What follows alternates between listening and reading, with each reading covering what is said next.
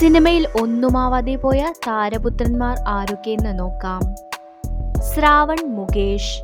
നടൻ മുകേഷിന്റെ മകനാണ് ശ്രാവൺ മുകേഷ്. ശ്രാവണിന്റെ ആദ്യ സിനിമ 2018 പുറത്തിറങ്ങിയ കല്യാണം എന്ന സിനിമയായിരുന്നു. എന്നാൽ പിന്നീട് സിനിമകളൊന്നും താരത്തിന് ലഭിച്ചില്ല. മാധവ് സുരേഷ്. നടൻ സുരേഷ് ഗോപിയുടെ മകനാണ് മാധവ്. 2024 ഇറങ്ങിയ കുമ്മാട്ടിക്കളിയാണ് മാധവിന്റെ ആദ്യ സിനിമ. സിനിമയിൽ വലിയ രീതിയിൽ ശോഭിക്കാൻ താരത്തിന് ഇതുവരെയും സാധിച്ചിട്ടില്ല.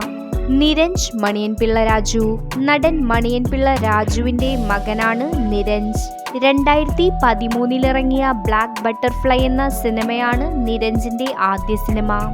പിന്നീട് സിനിമകളിൽ അഭിനയിച്ചെങ്കിലും സിനിമയിൽ തിളങ്ങാൻ താരത്തിന് സാധിച്ചിട്ടില്ല.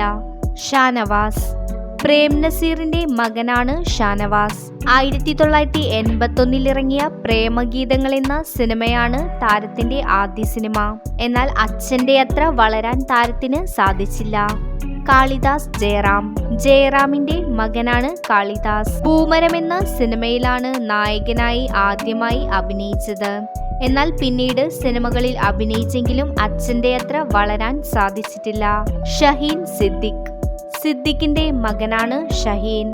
2017 ഇറങ്ങിയ പത്തേമാരി എന്ന സിനിമയാണ് ആദ്യ സിനിമ. പത്മരാജ്. രതീഷിന്റെ മകനാണ് പത്മരാജ്. 2015 ഇറങ്ങിയ ഫയർമാൻ എന്ന സിനിമയിലാണ് ആദ്യമായി അഭിനയിച്ചത്. എന്നാൽ അച്ഛനോളം വളരാൻ താരത്തിന് ഇതുവരെയും സാധിച്ചിട്ടില്ല. കൂടുതൽ വീഡിയോസിനായി ചാനൽ സബ്സ്ക്രൈബ് ചെയ്യൂ.